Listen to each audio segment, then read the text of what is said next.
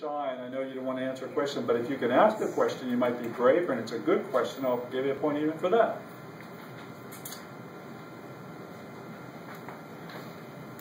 That just answered what you just said. That slide kind of, you know.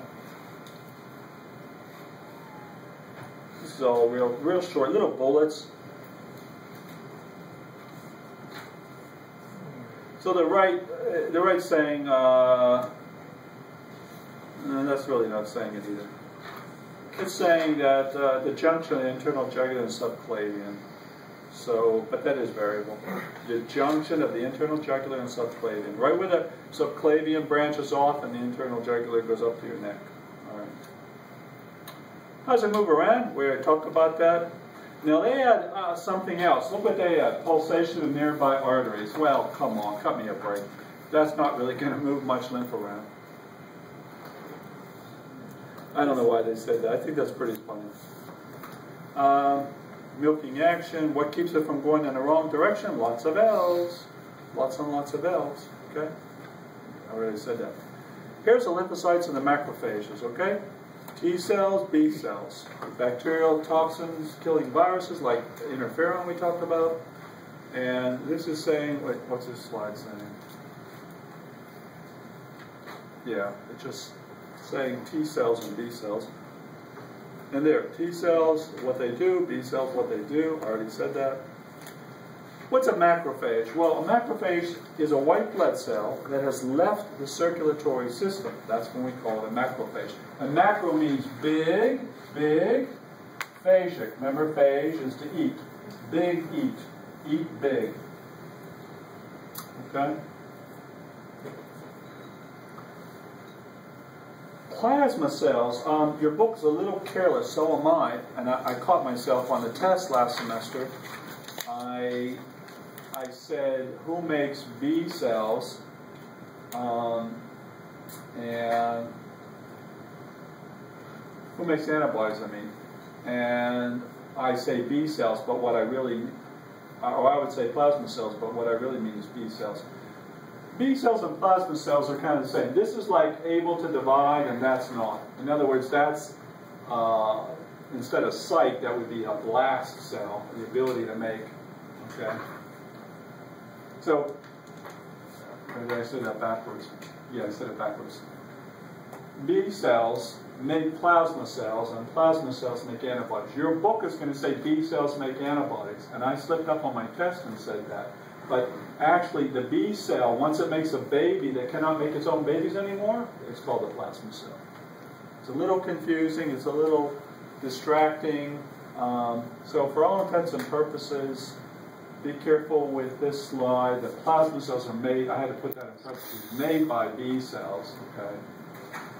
And they produce antibodies. But your book, I noticed I made a mistake. I often say B cells make antibodies. What we really mean is the offspring, the B cell's child, that's sterile, that's sterile, okay? So just be careful. For the most part, plasma equals B cell, but plasma cell cannot divide, that's all, okay? I put this slide in because I caught myself and I caught the book making that mistake a couple times.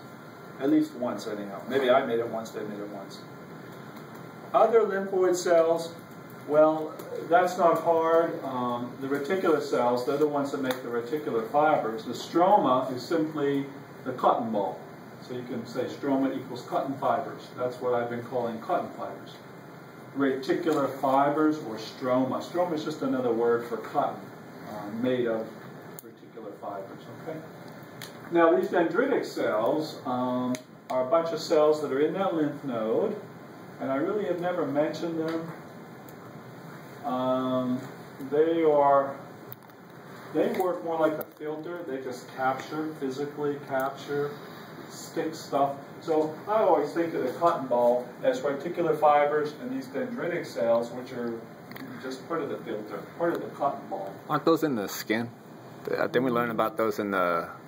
Well, yeah, you're thinking of those... The Macrophage cell or something like that, too? Called, what's the guy's name? Merkel. Merkel, yeah. Yeah, good. Whoa. A point for you. Dang, Merkel. Yeah, that's a form of dendritic cell, exactly. All right. Woo. 2 points for that. Merkel. All right. Wow. Good deal. So here you go. There's the cotton ball. That's a real three-dimensional image of molecules. That's not an artist drawing. That's real, real, real, real, real. There's the cotton fibers. Let's see, are there any dendritic cells? They're not showing the dendritic cells. Lymphocytes, there's some of the lymphocytes that you'll look at in the slides. There's a macrophage that's gobbling and eating stuff. And that's where all of your cancer cells and your viruses and your bacteria would get trapped so that your white blood cells, your lymphocytes, can attack it either by chemical toxins or by antibodies or by gobbling it up. So the reticular cells make reticular fibers, and the reticular fibers are called stroma? Yeah, if you take a lot of cotton fiber and put it together, you get a cotton ball. Now let me use the correct words. Take a lot of reticular fibers and put them together into a mesh. The mesh is called a stroma. The stroma is a broad used word in a lot of different tissue. It simply means, a stroma simply means a framework or meshwork. Meshwork or framework. Differentials of two main types, diffuse and filling follicles. Okay. Here's the fancy words of what I drew on the board. Diffuse is a cotton ball without a capsule. Follicles is, okay, it's a cotton ball without a capsule, but at least everybody's in a clump. Okay? So you can have it really spread out, that's diffuse, a cotton ball all spread out.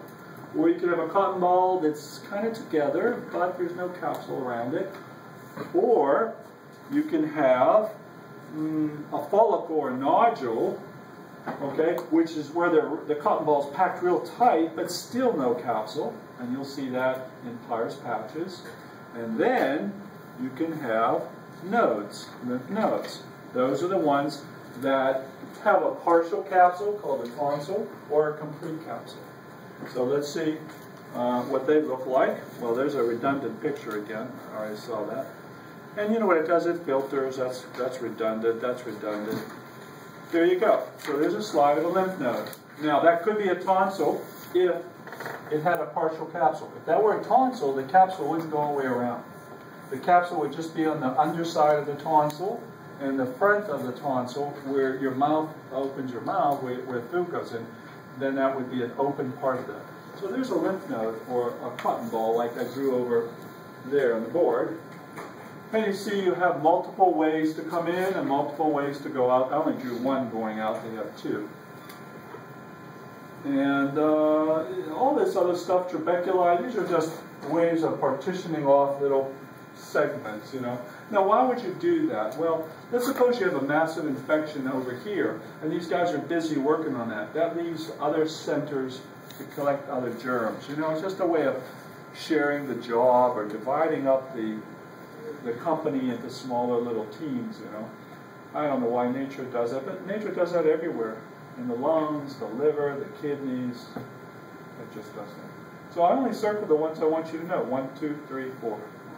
So if you saw that, I'll have a picture of that on the test and ask you, what's that? Afferent, efferent, what's that? You know, cortex versus medulla.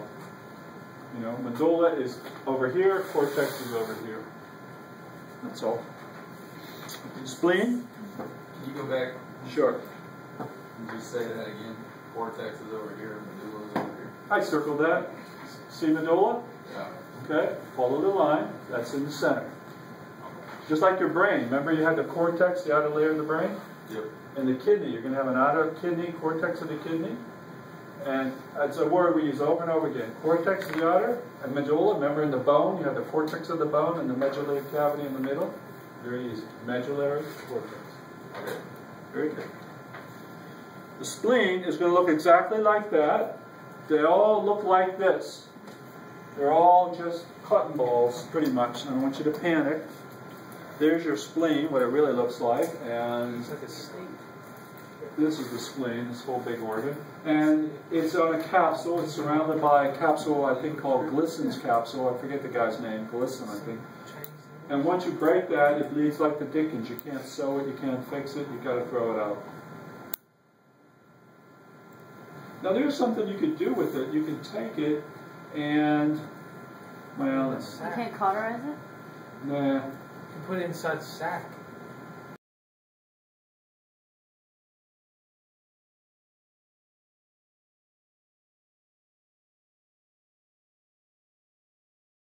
mean, not that specific thing, but... That's exactly right. Where did you hear that? You Last just said semester. you could use the greater momentum for a bunch of different things, so I remember you could probably Ah, use it for that. I dang. thought 2 you could points use for it. that. Oh man. Yeah. There's a greater momentum, which is, you know, the mesentery. It's just a big apron of tissue hanging off your large colon. And they can take the spleen and wrap it up like a sausage and let it re-infiltrate where capillary is. It's a really cool thing. They also use a greater momentum for burns, like a piece of skin. Because the greater momentum is a tissue that's highly vascularized, and it has a lot of lymphatic system in it. Wow. I'm so delighted that you remember that. Did you say it goes there on its own, though? Oh, it'll grow to a spot that has cancer in the body, right? Oh, that's what it is. Yeah. Now, you notice this slide is not in any way labeled. It's just something I wanted to show you. I mean, it's just a brown-looking organ. Where is the spleen? Can you point to it on your body? Remember where it's at? Left side or right side? Right side. No, left side. or right Left, left side. I'm sorry. Left side. Yeah. Right I was down thinking the about when I side. look at it on the picture. Right on the And I was on the side. left side. Right on the side, right where the pancreas, you see the tip of the pancreas touching it, and right where your kidneys are, but more on the side instead of on Right the on. back. Okay? I just remember looking at the picture and I was like, I had to put the just like when Now we here's look at the the heart. slide of the spleen. You don't have to worry about that Yeah. slide. Please ignore that one. So what slide number is that? I got to pull that one out. 26AB. You don't have to worry about that. 26AB. Okay. It's the largest lymph organ. So in other words, it's like a big lymph node. The spleen is, just think of it as a big ass lymph node. Really big one. Pardon the expression. Big lymph node. Okay. Here's the functions. It does all kinds of things. Like I said, it's going to get rid of old worn out red blood cells and platelets and debris, and it's going to store blood platelets. And then when you're a young little fetus after birth, you make red blood cells there. It contains all that stuff. And it has red pulp and white pulp. Yeah, I guess you do need to know red and white pulp, but that's weird. I had a different slide. Yeah, don't worry about it. Just know white pulp does what, red pulp does what. That's right. I didn't want you to have to worry about recognizing white and red pulp. You know why? It really ticks me off. There is no white and red pulp. The artist colors it in white and red. That's why I decided not to do that. It's pretty much all white, but when you stain it, it's white and purple. And I don't want you to look at slides and get confused. So we call it red because the red blood cells are there, that's all. So I thought, you know what, let's just have them learn the verbal part and not worry about the picture. I knew there was a reason for that. The thymus, we already talked about that, blah, blah, blah. Thymus, blah, blah, blah. The tonsils, they're the tonsils. I think we talked about that when we did the, no, we haven't yet. Yeah, didn't we? Yeah, we talked about it a little bit. A little bit. Well, there's the tonsils. You got palatine, lingual, pharyngeal, and tubal. So, the tonsils are nothing more than lymph nodes that are partially encapsulated. Okay? And they do the same thing. There's a tonsil. There's an example. See, there's a nice picture. And that looks just like the spleen. If I showed you part of that and you looked at the spleen or a lymph node, you wouldn't know the difference. Now, this part of the tonsil is not encapsulated. It's encapsulated underneath. This is the surface of your mouth inside. And so the capsule part would be under here. They're not showing it. So it's a partially encapsulated lymph node. You don't have to worry about that slide. What number is that? 20.8. I'm just showing you that. But that one you need to know. Okay. But this one I'm just showing it to you. Follicles, okay? What are follicles? That's just a bunch of cotton ball without any capsule at all. And your book likes to call it MALT, M-A-L-T. Mucosa-associated lymphatic tissue. Don't worry about MALT. You can, well, you know what? Nursing does ask that. All right, yeah, just know what MALT stands for. It wouldn't be hard on a multiple choice test. Let's see, M-A-L-T, mucosa-associated lymphatic tissue. Yeah, that's the right one. What we've been talking about is Peyer's patches, tonsils, appendix. I already mentioned all that. Also, in the lungs, you're going to have a bunch of little cotton balls. Anywhere you're going to protect from foreign matter, digestive, respiratory system. That's a pretty easy slide. You're not sitting there memorizing stuff. You're reading and thinking about it. Going, yeah, let's see. I need protection in my lungs and my intestinal tract. Peyer's patches. I'll have to talk about that. Why? Here's why. This won't be in a test, but this will help you. If you're responsible for immunity, what's the one place where you need to have